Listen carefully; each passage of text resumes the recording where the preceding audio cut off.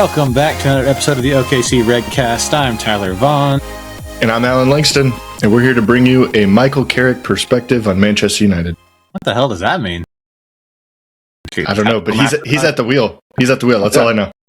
Just really calm and poised, professional. Just a winner. Stoic. A winning perspective. How about that? Yeah. Yeah. Fast. Yeah. We're going to go for it. We're going to go for it. We're not going to sit back. We're going to attack. We're going to attack. Exactly. Well, all is right in the world, Alan. We're coming off 2 wins, and we've got one of our favorite people who's a Skinnies regular on the podcast. It's Aaron Arnall. Aaron, how's it going today, buddy?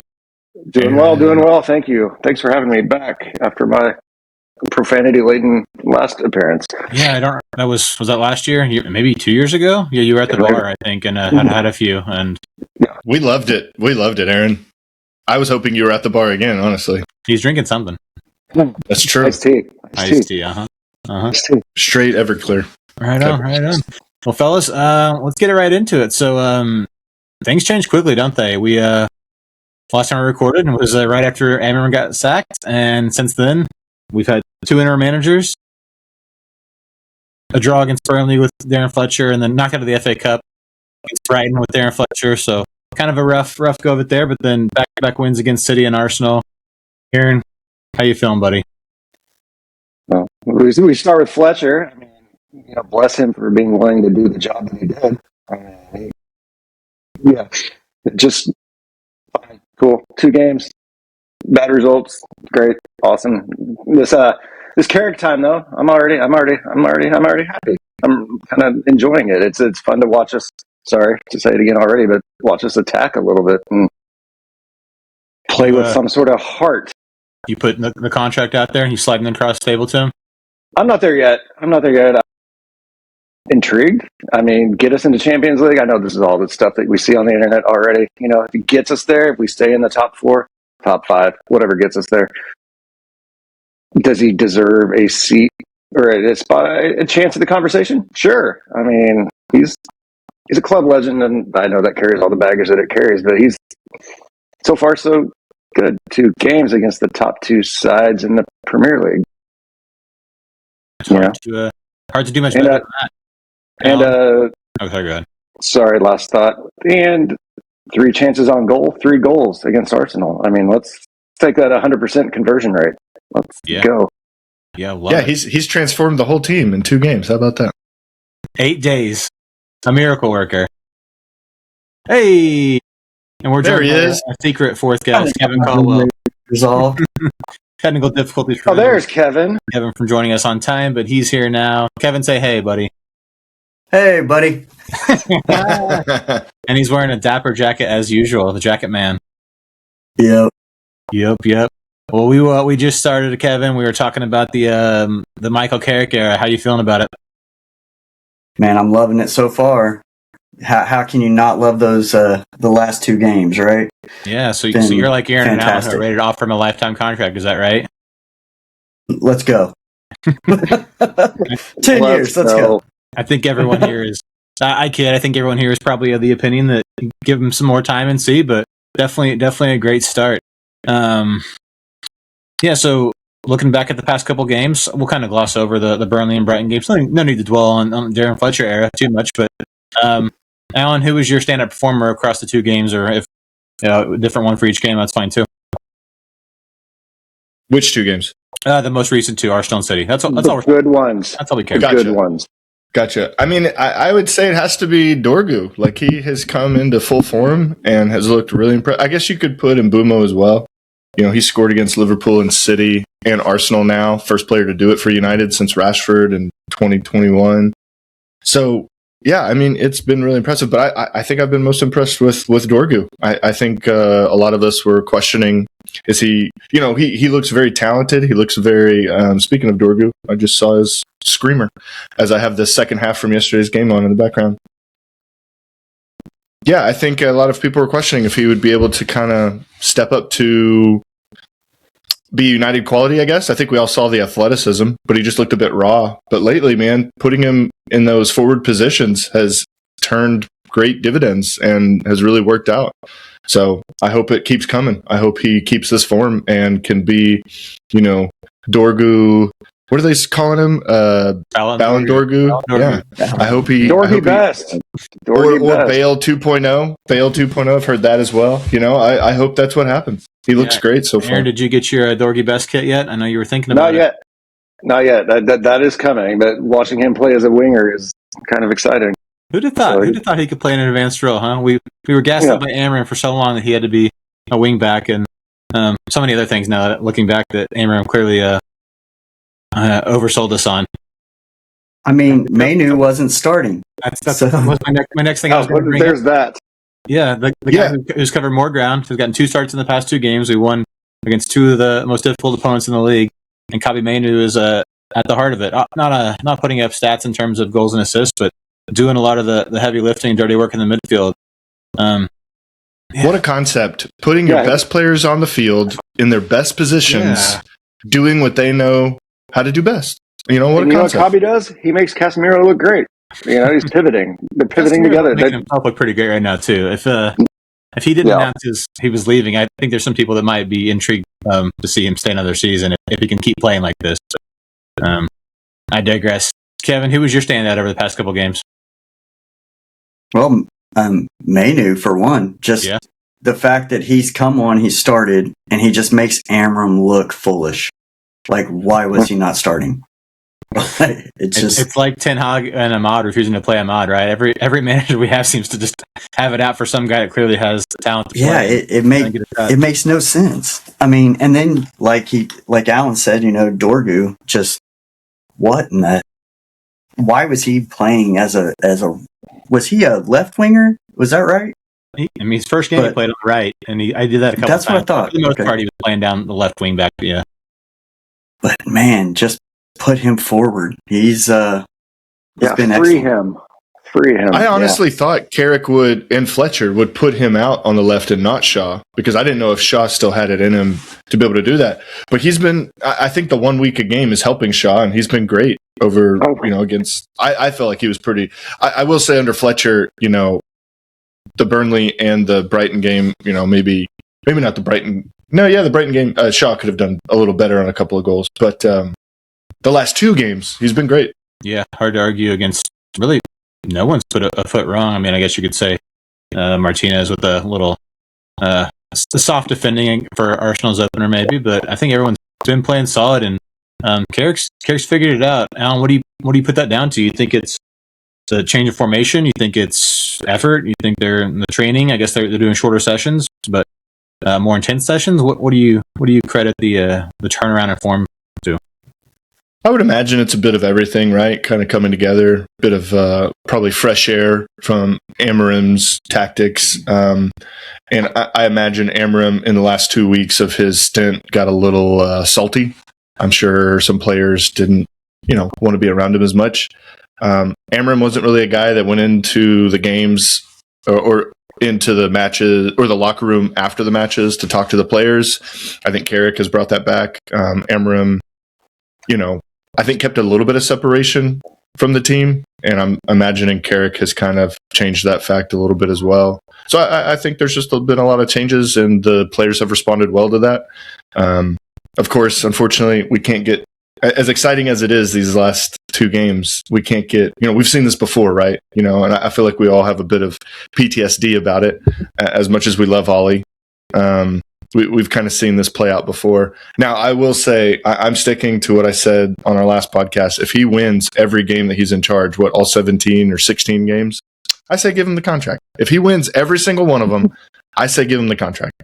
Yeah, big if. But ultimately, right. He wins but ultimately, 10. I mean, not even that. No, I'm sticking to my original saying. But what I really want is I want the best manager for the position. I want him to go out there and get the best. We've tried the new kind of upcoming managers. We've tried legends. I guess you could argue when we got Jose, he might have been the best available at the time. But yeah, I really want them to go out and get the best. So I hope that's what happens. Agreed. Yeah, I'm all You're right. We have gone out. We've got legends. We've got big names. We've got you name it. We've tried it, but Real Madrid does it, right? Well, like Zidane, like That's one guy I think you can cross off the list as not coming to United in the summer. Zinedine Zidane. As much as a lot of us would like to see that, I don't think it's ever going to happen. That's okay. But just looking back at at least the game this past weekend. So I saw earlier that was actually Cunha's goal off the bench was the first by a substitute this season. Is that right? Could that possibly be right? Is anyone else? That's insane. I think that is correct. Because Amram made so many defensive changes usually as subs, I could see that. Yeah, it's just wild to think about that. Never once did Amram make a sub that had an impact on the game in a goal scoring, terms. So that is a also wild two stat. Screamers. Two screamers in that game. Two screamers. Two absolute bangers. Which goal is better, Dorgu's or Cunha? I'm going to say Dorgu because he needed that Band-Aid ripped off. Cunha scored before, successfully. So I think I like Dorgu's better. I feel like Cunha had been getting a lot more hate lately. I saw some lists over the weekend before the game about he was one of the top flops in the league, and I feel like that's people just looking at the stat lines, and he's not banging in goals or getting a lot of assists. But people that watch our games, the people that know ball, are going to know that Cunha he does the business most weeks. But yeah, super happy for him and coming off the bench both games when he'd been starting every game, and not seeing into Seoul can just be elated for the team. I mean, you got to love that guy. I know the play acting a bit. Rouse some people. I like his dance. I like his dance. The dance is great. A little surf. You had echoing a little callback to Jesse Lingard doing the Millie Rock a few years ago. I mean, you have to dance in the Black Kid at the Emirates. You have to dance. It is a thing. Or you could just do the Mbumo and just arms out like, "Are you not entertained?" Which is also great. No, you have to dance, Tyler. That's part of it. You have to dance. Well, you can't slide on your knees anymore. Can't slide on your knees anymore. So here we are. Yeah.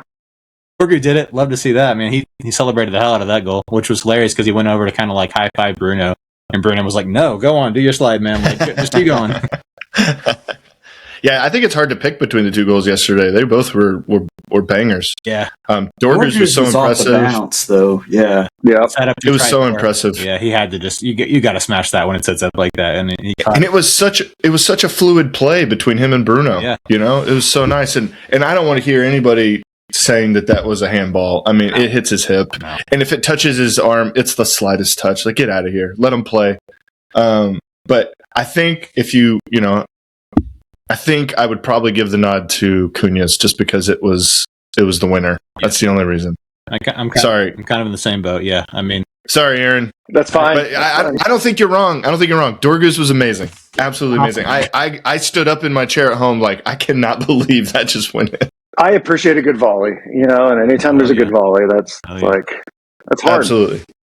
Absolutely. And 2 goals from outside of the 18. I mean, come on. Yeah, I can't. When was the last time we did that? It's been a while. It's been a long time. At least 2 in one game. Yeah, it's been a while. Yeah. Well, we can't move on without giving a shout out to our captain, leader, legend Bruno Fernandes. 10 assists on the season now, most in the league, and leading the league in just about every creation statistic there is. Per usual. I mean, I don't know what else he has to do to make people happy. I still see the discourse online, people thinking, we'd be a better team without him, but I don't see it. I mean, I know he's probably going to leave, and hopefully, it works out for us. But it's going to be a huge hole to fill if he does leave. And since he's played mostly at the back for most of the season, he has an argument for best Premier League midfielder in the league, in my opinion. Yeah, I mean, he was reverted. Kind of had to drop back deeper to accommodate the Amram's formation, and he did it, and it was a little rough, I think, at times, and there's still, maybe some weaknesses in his game there, but he's still racking up stats. He's playing 15 yards further up the pitch. Yeah, I mean, he's playing so much better right now. Yeah, but that's where he's best, free, right? Yeah, he's free being now, forward again. Going back to Alan's point about playing your best players in their best spots. Who'd have thought? I mean, the more we look at this in hindsight, the more foolish Amram looks playing all these guys in the wrong spots. What's he thinking right now, watching these games? Like, he's counting his money. And I don't want to sidetrack this, but that's a conversation. Like, why did he not say goodbye to the fans? Why did he not do any of what all managers do? To be fair, our squad and the players get up against these teams. So there's every chance Amram gets the 6 points as well. As much as I didn't really like his tactics and I was kind of losing faith in him, they for whatever reason, Arsenal has struggled against the back three because every time we've played Arsenal under Amram, they did not look great. Even the game at the beginning of the season, they didn't deserve to win 1-0. United deserved at least a point out of that, if not the win, and we just weren't clinical. Now we're being clinical, and look what happens. Yeah, agreed. So you think, I don't know, Aaron, you think it's more of a manager problem or a player problem then at this point? I think there's argument to be made both sides of that, but do you think it was Amram or do you think it was the players not playing for Amram? Which still sounds like the same problem. We played everybody out of position. Nobody was doing where they were. Bruno was forced wide. He was forced deep. Kabi, didn't play. That's not fair. He's a good player. Dorgu, we've already talked about it. He's not a wingback. And God, Brian, because I can't say his last name. I don't know how to say his last name. I want to get it right eventually. He looks great when he's counterattacking. He's I don't know, man. That's one of my favorite signings in a long time is Brian, because I can't say Mbumo and That's right. Yeah. You did it. Spot on. We'll get Brian on the pod next week and see if he can help us pronounce that. I'd love to talk to him. Love to hear him. What goes through his head when he just continually scores goals for us? Quietly too. He's quiet. He's quiet about it. You got a cat sneaking in there? What's going on there? Yeah, I have a cat sneaking in. Sorry, I'm like James. I'll get Jed on here in a second if you want me to. But yeah, let's go. Mbumo, Allan mentioned it, the first player to score against City, Liverpool, and Arsenal since Rashford, and the first to do it in his debut season with United since Robin van Persie back in 2012-2013. First goal, a bit of a gift from the Arsenal defense, but still had quite a bit to do and did well to put it on his weaker foot and finish. I'm a big fan of Mbumo, and I think we're definitely seeing, and it's no surprise, but him being gone during AFCON hurt us quite a bit. Not that, the players were going to do much with him there because they were still struggling before, but no, he's a huge part of the team and worth every penny, absolutely. Yeah, he's been a great signing. For sure.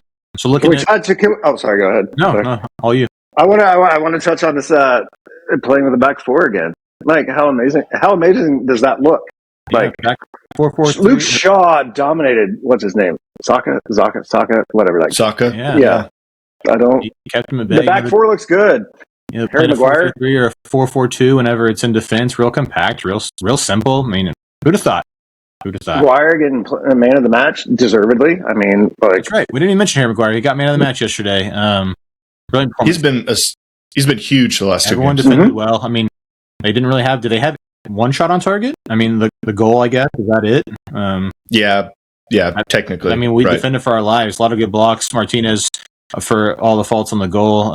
Unlucky there. Unlucky, but still had a nice block or two. I thought the guys were defending really well, and it's no surprise that you play a formation everyone's comfortable with, that everyone knows that you're going to get better results. I know we still shipped 2 goals, but I think all in all, we were the better team.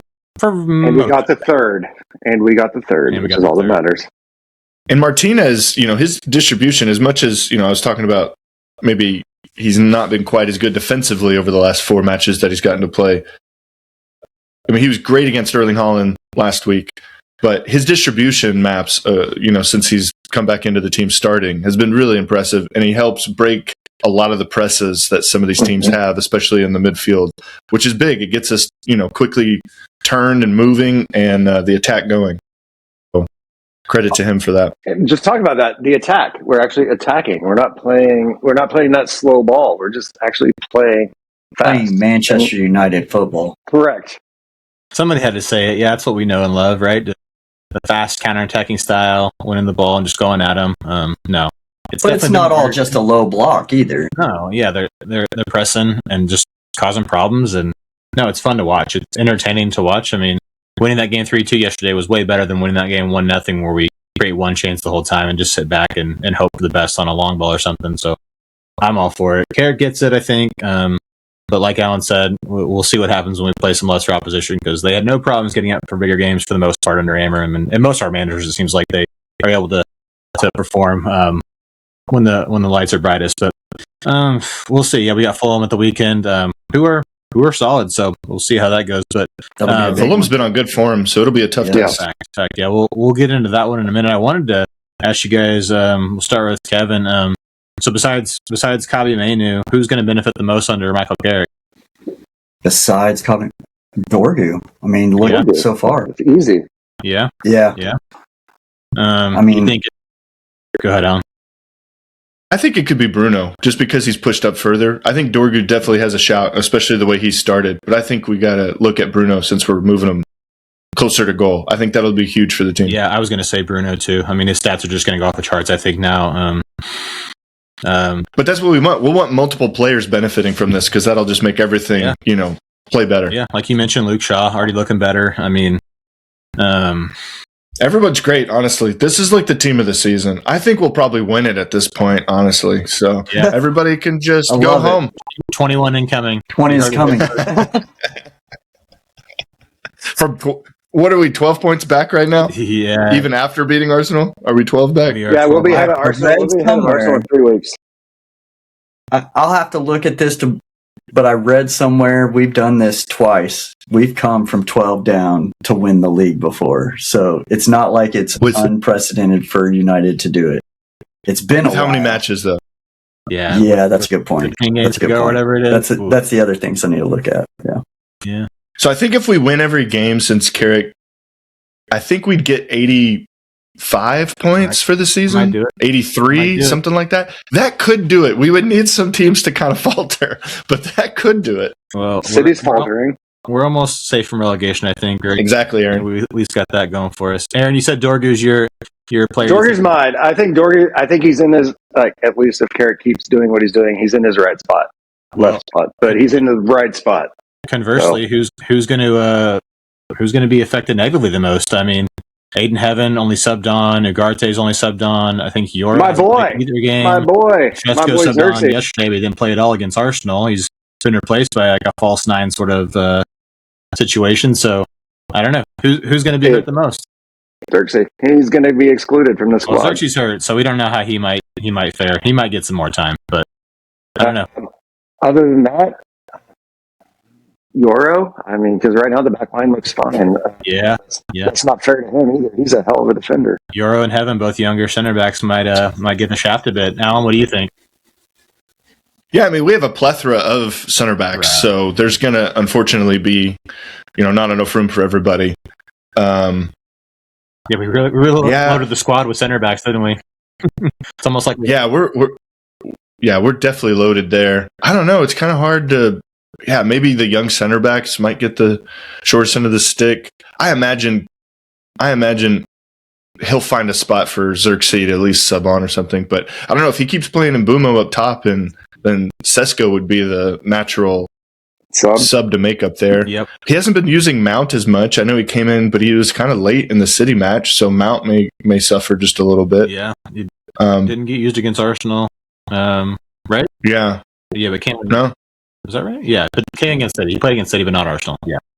And it should have been a goal against City. Just saying. Well, yeah, we didn't even talk about that. What a joke. I still haven't seen a proper replay of that to know. It was like maybe his toe or something is what they kind of showed, I think, on one graphic I saw. Yeah. Yeah, I don't remember if it was his shoulder or his toe. Didn't but they change the rules to be where those things aren't supposed to be a factor anymore? Or it's, if it's that close. 5 centimeters or whatever, right? They're supposed to be like those. Until United plays. Yeah. Until we play. Shouldn't it be huge lines, like 3 feet or something, and then you're on? It's got to be clear daylight between the defender. Just make it that to where you can be like a full yard ahead of him as long as you got some sort of overlap, even slightly. Go the complete opposite direction with it. What about Ugarte? Just get rid of the rule altogether. Honestly, just let him, sit back there, cherry pick. Ugarte or his day's number? He's not going to see the pitch. Ugarte. No, he's gone. Manuel. Yeah, he's gone. He's gone. He's got to be. I guess Ajax has come in, but they weren't offering enough. Huh. And I guess United want to kind of keep him unless like a really good price comes in for him, just in case. Yeah, because he can be serviceable. I thought he was fine against City when he came on for Casemiro, so he can be serviceable. But yeah, he probably won't get a lot of time. He thrives in a new formation as well. Well, we won't know until we see a little bit more. But and I guess it might depend on who the manager is full time come the summer. There might be some some players that maybe aren't favored that could be back in contention. It changes fast depending on who's in charge, so you never know.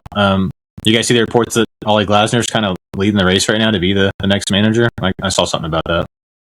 Still, even with all the Crystal Palace fallout? I mean, I think that he's upset and is, feels like they've kind of betrayed him a bit by shipping off all their best players. So I don't know. He didn't sign a contract for a reason. Had enough there. So I don't know. I think he plays a 3-4-3 also, right? Like it'd be going back to Amorim style more or less. Which I've heard that though, where he plays that position because that's what he felt like he had to play because that's the personnel he had. Yeah, I don't know. Yeah, it's Palace. I heard the same thing, Kevin. Yeah. There's been times where he does play a back four. I've heard he felt like the team was better suited for the back three at Crystal Palace. So it'd be interesting, if they did hire him, what he would decide to do with this squad. He's a guy who got a lot done with Crystal Palace. He's put together a good team, and had to move on some great players during his time. I mean, he's done a lot with very little, and he got them their first major trophy. Exactly. I'm sure in 100 years. I'm sure that limited resources and building a decent squad on that is probably very appealing to the Ineos group, who are looking to save money wherever they can, considering they it's leaking like a sieve for the most part, especially with all the turnover we have. But yeah, I will say Palace has the best super fan in Rebecca Lowe. So I think if he came in and basically sold them on him being fluid and willing to, do whatever suited the team formation and tactics wise, I'd be fine with that. I think we've been burned with the stubbornness of Ten Hag and Amorim. We need somebody who's willing to adapt, just like Fergie was, in his time, because there was times that they would sit back and there was times that we would just go attack. So I think you got to do things that suits best the squad that you have. Yep. Well, we don't know who the manager's going to be. We don't know who the player's going to be, except for we do know that Casemiro will be leaving the squad. It was announced this past week. I don't know. What do you guys think? Kevin, what do you think about Casemiro's time at United? Do you think good or bad overall? We've been so bad. It's hard to say that he's been bad just because he's been on a bad squad. Is he worth $350,000 a week? Plus his transfer. No, plus $60 million. Yeah. He probably bailed us out. Yeah. I kind of agree. Yeah, I think so. He wasn't bad. Excuse me. He wasn't bad, but he had moments. He had collapses in games. What was it? His first season, he had the red card and all those issues and suspensions. That kind of killed us because we definitely needed him more. But yeah, he came with a hefty price tag. Yeah. It's nice to see all the tributes he's been getting, and clearly he has a love and affinity for Manchester United, which is always nice to see, especially for a guy who's been there such a short amount of time, so late in his career. I think for the most part, people will look back and appreciate what he's done. Having said that, it's hard to say if it's a net positive based on the crazy amount of money we spent to have him on the team. Alan, what's your say on that? I think the transfer fee was fine for such an established and distinguished player. I think the wages maybe were a bit ridiculous. But yeah, I think he's not a flop by any stretch. What do you get? Like 8 or 10 goals his first season under Ten Hag? Like he was and he protected the back four pretty well. We probably don't beat and get into the Europa League. We probably don't beat Lyon and get to the Europa League final last year without his contributions with getting that penalty and then crossing it to Maguire for the winner. So yeah, and not just that. Just overall, I think he's been worth it. Maybe, but like I said, maybe not the wages, but definitely the transfer fee. Yeah. But yeah, I don't think you could consider him a flop by any stretch. No. Aaron, do you need to go, buddy? I was looking at the clock. I'll give you a couple more minutes. I think he got us 2 cups. Carabao. And the FA Cup, yeah. I think, he's expensive as shit. In the end, he's you could get a pretty solid midfielder. He's a pretty solid midfielder. You could sign 3 players on his wages, though, as well. Potentially, because we're looking at he's on $350 a week. Wharton. Like, here we go. 152 is kind of where it's at, for top players for United right now. I think. What did I just see? 21 goals. I mean, his goal is like he's like a hockey player. His job is to break people's legs and get the ball. Like, if he got 21 goals, great. He got a lot of red cards, which is fine. Some of them deserve, some of them not. He never got any red cards in Spain, though, which is crazy. Yeah, that is crazy. And like, where does he go? LA? I think it's probably going to be LA. I mean, that's my guess. He needs the money, so he's probably coming to MLS, right? He's not going to Saudi. He wouldn't do that. Where else is there? Some of these players go to like lower tier, Italian clubs or French clubs. So maybe something like Napoli. that could be in the cards. Too. That'd be hilarious. What's he doing? He's freeing Kabi. He's freeing Kabi by leaving. Like, Kabi gets to run out. Did you see that Kabi and Casemiro after the game yesterday, hugging, dapping it up? Like, you can just tell the players love him too. Like, he's clearly a big locker room presence. He loves United. I mean, they respect the hell out of him. He's a veteran. He's a veteran, like a true veteran of the game. Like, there's no telling what kind of influence he might have had on some of these guys that maybe we'll look back and they'll talk about, how great he was for the few seasons he was here. But yeah, I think net positive, just barely. I think he gets net positive. He's probably one of the top two, if not the best defensive midfielder over the last 10 years. Sure. I mean, just looking at what he's won and done, and the impacts he's had, not just at United, but Real Madrid. So hard to argue. It's been a great year. He's an all-timer, no doubt about it. I don't know. Anything else you guys want to add on the current state of the men's team before we move on to something else? I was going to say it's probably time that we do move on, though, and try to look at getting another younger defensive midfielder, if not two. Oh, I thought you were about to say a younger person to be on the podcast, since I got to go. So I got to jump off. Yeah, thanks, Allan. Asshole. Sorry, Aaron. I didn't mean to make you feel old. I apologize. It's okay. I'm old. Not compared to Kevin, but I'm old. Nope, I'm ancient. Good to have you on. All right, guys. Thank you so much. I'm gonna go eat. Eat some food. I'm hungry. All right. I'll see you all later. Is that Saturday or Sunday? Sunday. He can't miss his mealtime. Sunday. Aaron can't miss his mealtime. 12 passes dinner time. Yeah. See ya. Yeah. Bye. Just kick him off. Oh man. And see you. Finally, we can do some honest conversation now. Well, I was gonna jump to the women's team real quick. So the ladies are currently fourth in the league now on 25 points. 11 off City, who are in first. Well, that looks a little bit insurmountable, but only one off Arsenal for the last Champions League place. They smashed Aston Villa at the weekend 4-1 with 3 second-half goals in 8 minutes. They're just real solid top to bottom. They also beat Arsenal in the League Cup semifinal. They're going to play Chelsea in the final here in a month or so. So really just seems incredible where they've gone from being only around for 5 years now or something to where they're at now, being week in, week out, very competitive, if not one of the better teams in the league. Allan, what do you think about the women's team? Did you get a chance to watch any of the Aston Villa game over the weekend? Yeah, I got to see the second half, and man, they looked for that 10-minute spell. They looked awesome. Park and Mallard looked unstoppable.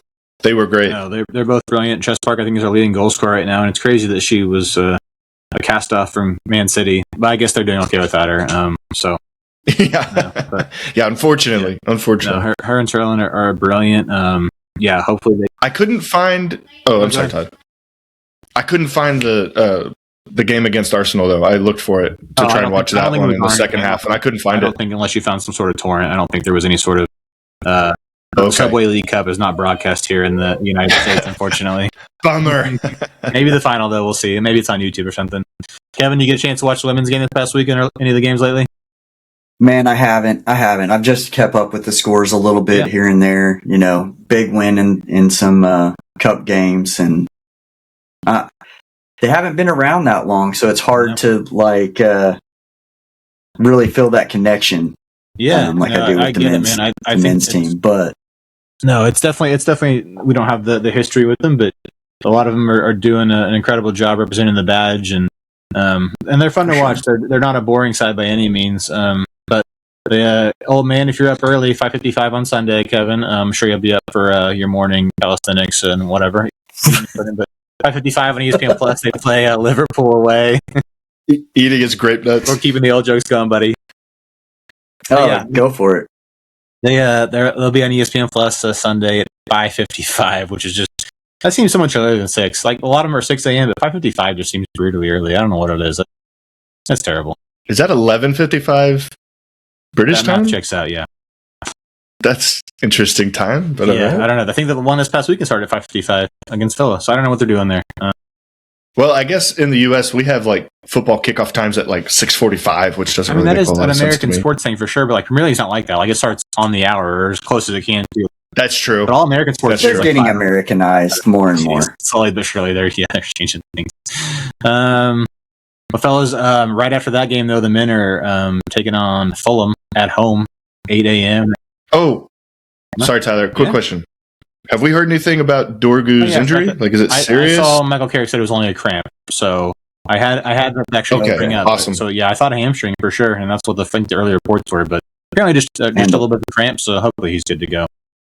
Yeah, the way he grabbed it, I was like, please don't be a hamstring. Yeah, that's exactly how we're I gonna was. need him.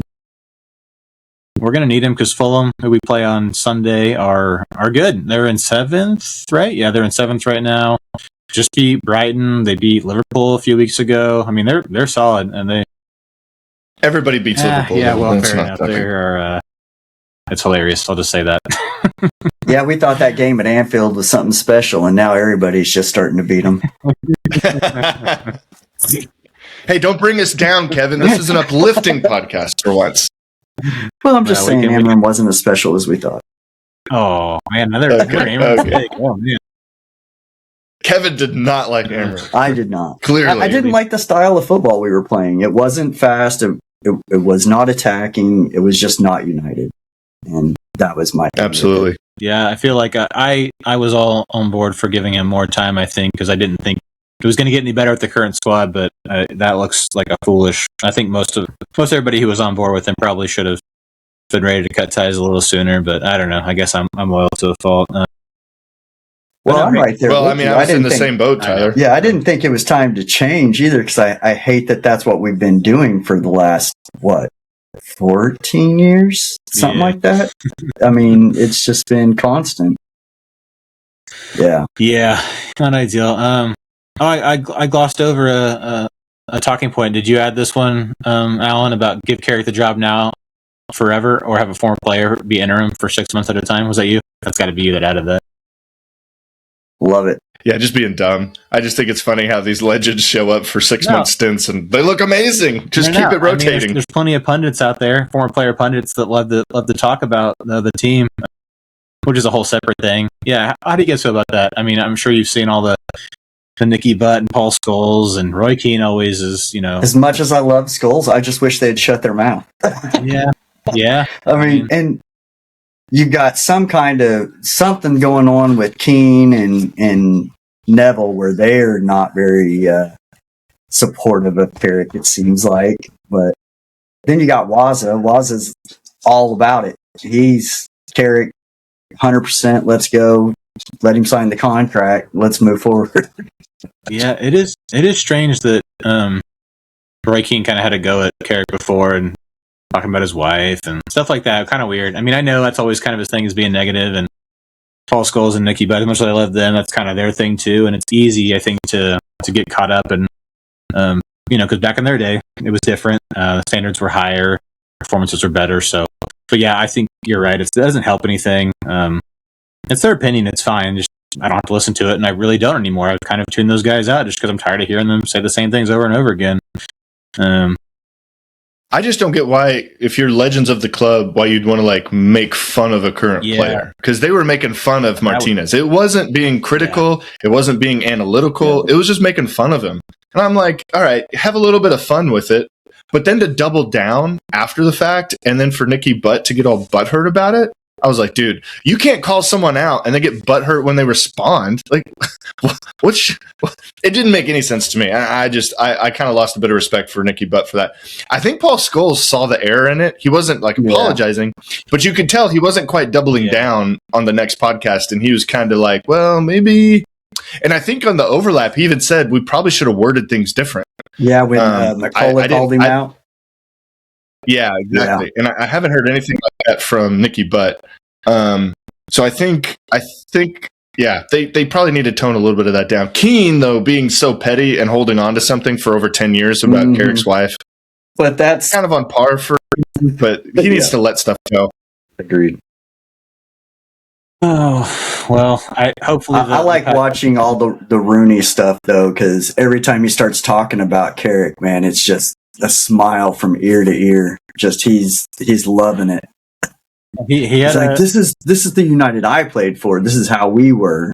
So yeah, I like it for many years. So he's definitely got a fondness for him, where the other guys, don't as much. I think Paul Scholes would have overlapped for Carrick a little bit when he was in and out of retirement, but he didn't play with him certainly as long as the like of Wayne Rooney did. So, I mean, if Michael Carrick keeps winning games, then they'll shut up. They'll be more positive. They'll have no choice but to. But they might find reasons to nitpick. I don't know. That's what gets clicks, right? That's what gets the views is the negative commentary, because people always have an opinion whether you're right or wrong. Solskjaer has heavily backed him and even said, years ago that Carrick will manage United at some point. And, I've joked, in the group, Tyler, I was joking back when Solskjaer got the axe. After like the 3-game spell, Carrick was in charge. I was like, just give him the job. Look how good we played. And he beat, Arteta back then. He beat Tuchel. He beat Pep. Who else did he beat in that run? Did he beat Pep back then too? Yep. He's beat Pep twice? So. Anyway, Arteta I just thought it was really impressive how he played. But so I've been joking for a little while. I didn't think it would come to this sort of fruition, but I mean, and I'm not saying to give it to him right now, but it has been kind of a running joke that, every time we'd have another interim, I was like, just get Carrick back. We were great under Carrick. I think he really does a good job of just evaluating the squad, seeing what he has, and putting them in the right positions to play their best, which is all we've been asking for the last 12 years. Like things are a lot more simple. Like it's hammering complicated things, overcomplicated things, and you can see right away that it clearly is just whatever's happening seems to be a little easier for the players to understand, and it's made it better overall. Kevin, is that you in the background? Yeah. What's going on? You got TV on? I've got a dog mauling me. Okay.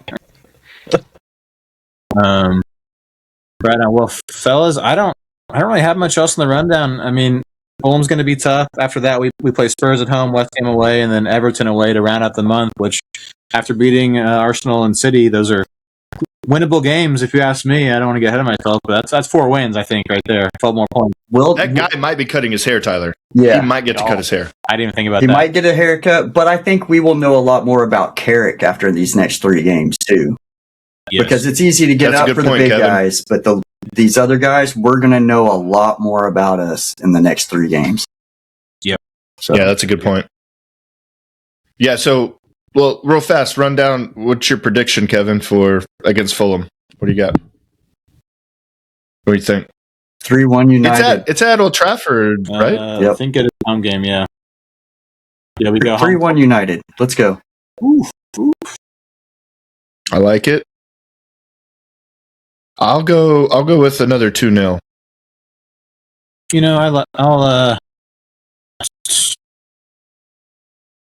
I like 3-1, but I'm not going to say it. I'll say 3-0. 3-0 United. Let's go. I love it. Well, I love it. Yeah. This is the most positive podcast we've had in maybe the history of this podcast, Tyler. It's easy when you get an injection like that over the weekend. That's right, Kevin. The loss to Brighton, getting knocked out of the FA Cup seems a long time ago now, doesn't it?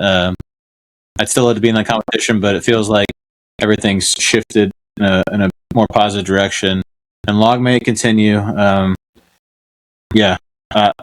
looking forward to the game this weekend for the first time in a long time, I think. Usually I'm a little apprehensive going in, but we'll be back at Skinny Slim's Bricktown this Sunday, February 1st at 8 a.m. First game of February. The game is on Peacock and NBC Sports Network. And if you show up, you might just get in a photo that's on national TV. That's 2 weeks in a row we've been featured on the NBC broadcast, which is... They love us at NBC. I mean, it's not that hard to get on there. I'm not going to tell the other groups my secret, but I know a lot of groups are upset that we keep getting on there. You just got to be consistent with it. And, Tyler's just sending them DMs every day. Here's a photo of us. Here's a photo Don't of tell us. Aaron, Here's but a I got photo Rebecca of Love's us. number on speed dial. You would never hear the end of him. Gave us a shout out on the broadcast like 10 years ago, like early on. It was they put our photo. They're like featuring groups, and they featured us and put a photo up, and she gave us a shout out. And so I think it's pinned at the top of the Twitter feed if you guys are ever on Twitter anymore. But yeah, that's awesome. Good stuff. But yeah, it's called X Tyler. I'm never going to call it that. It's the stupidest name I've ever heard. But yeah, men are at 8 o'clock. The women are at 5:55 right before that on ESPN Plus. So it's a nice little doubleheader on Sunday. Kevin, anything you want to add before we go? 21 is coming. I like it. Allan, anything from you, buddy? He's just giddy that Amram isn't there anymore, and he doesn't have to watch Amram. Actually, ball anymore. I supported Amram. I was with Tyler singing Amram's song. I wanted to support him, but man, he made it difficult. He just made it difficult to support him. Those days are over. We never have to bring him up again. He's gone. He's gone from our lives. Allan, anything more from you before we cut this thing off? And I just hope this win streak continues and I get to watch that guy cut his hair. That's what I hope. But then his life's over. He won't have any. That's it for him. I think he's got his following right now. I think it built up enough. I think do something else. I don't know. He'll figure it out. I'm sure he'll be creative with it. But he should turn into a barber at this point. Just be the barber. But yeah, fellas, I appreciate your time. I appreciate Aaron jumping on for a bit. Kevin, always a pleasure. We'll see you Sunday at Skinny Slims. And until next time, come on, you Reds. Up the Reds. It's Carrick, you know.